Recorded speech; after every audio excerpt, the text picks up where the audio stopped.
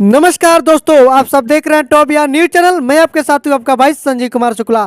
साथियों, कल से एक बार फिर से धमाका होने जा रहा है। ट्रेंडिंग स्टार खेसारी लाल यादव जी का अब सिनेमा घरों में, जी हाँ, एल्बम के बाद अब सिनेमा घरों में कल से धमाका होने जा रहा है।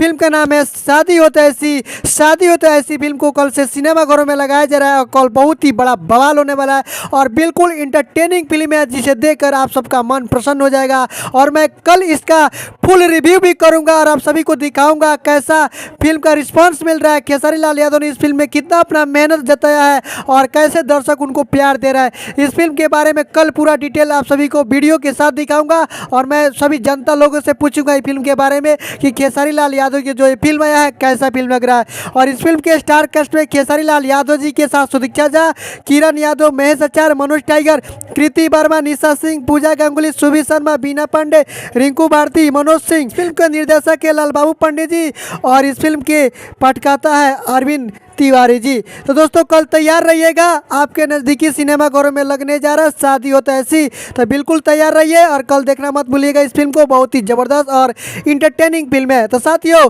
आप लोग कल रेडी रहिएगा हमारे इस वीडियो को देखने के लिए जो मैं रिव्यू करूँगा। तो साथियों, फिर से मिलते हैं एक नए वीडियो के साथ। तब तक ले टेक केयर, बाय बाय।